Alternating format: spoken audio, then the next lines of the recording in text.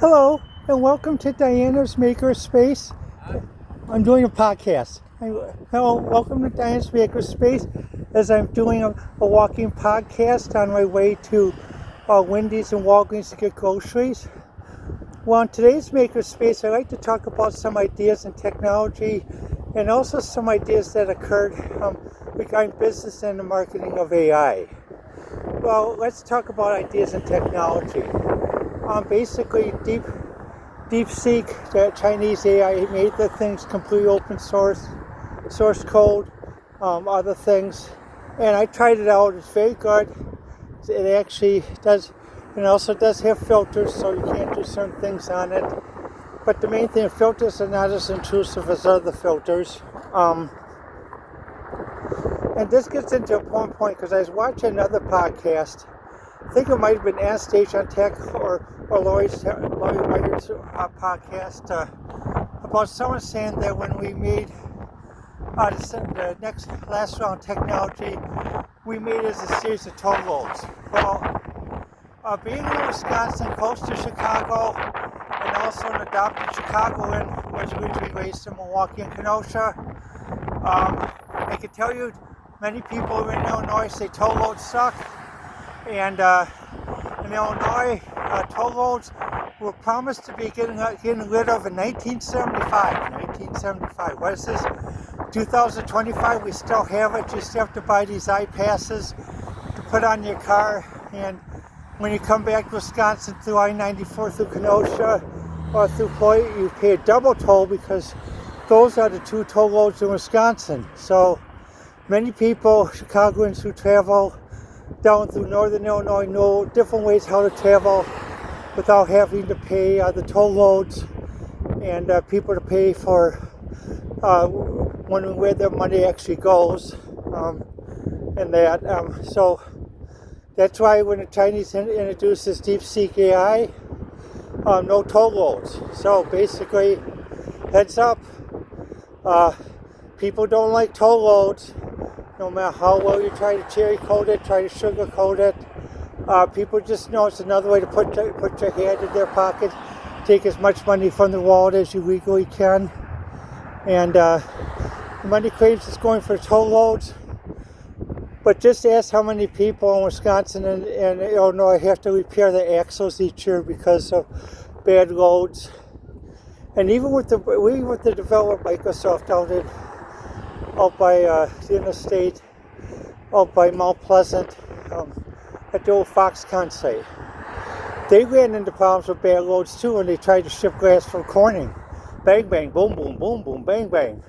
Broken glass. They couldn't even do big glass projects like monitors and stuff. That's why they had to move out of state. And the state paid a lot of money to redo their state and everything to build roads for their special Foxconn site. Now I noticed Microsoft has paused again, and so far we haven't had a zzz with the power outage like 2 times when for some reason at 10 o'clock at night something happened. Power went out 5 seconds straight, came back on and went out for 3 hours, 4 hours. We haven't had a power outage like this in a long time.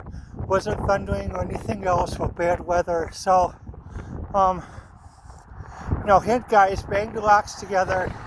I'm not going to say it's not rocket science, but, you got to realize if you're going to build, you got to build that can support the infrastructure that wires. And also, like my professor said, Professor Goldsberg, one time I went to parks at the phone lines sometimes in this area were snap, crackle, pop.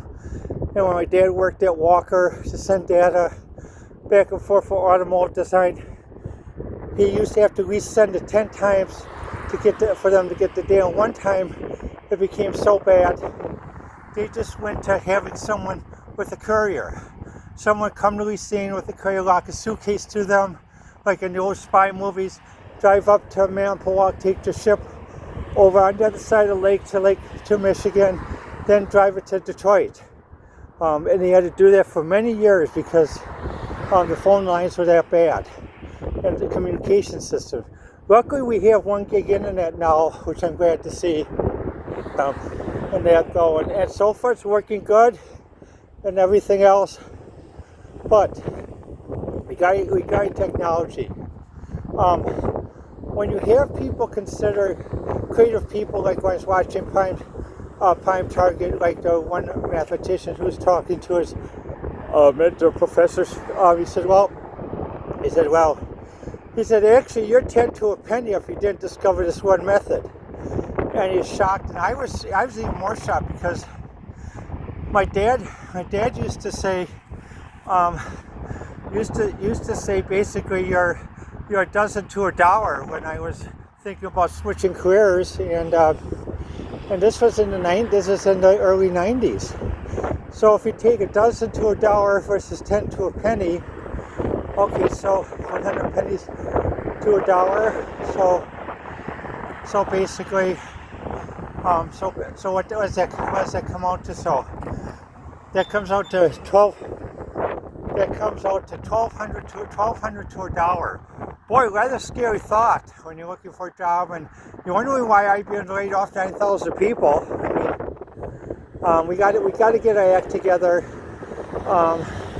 And we got to get back to basically some of the ethical hacker stuff where we do stuff, and it's not such a big gap of trying to do your experiments or anything else. That's why many of us look to buy our parts basically from different sources. Express Timu, DigiKey,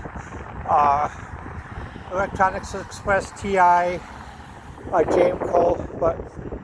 But the thing is, when people sort of say, well, once you put an order for $1,000, you got to wait 6 months.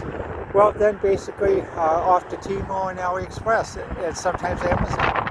And that though, because people have to realize we don't have big budgets either. I mean, most of us are living on Social Security disability because we've had we're clear, very intelligent. I mean, if I wasn't disabled, I probably could make a compensation $2.5 million a year like that though, but because of disability, it limits what I can do. That's why I do podcasts and try to share ideas. Also, there are people on autism spectrum.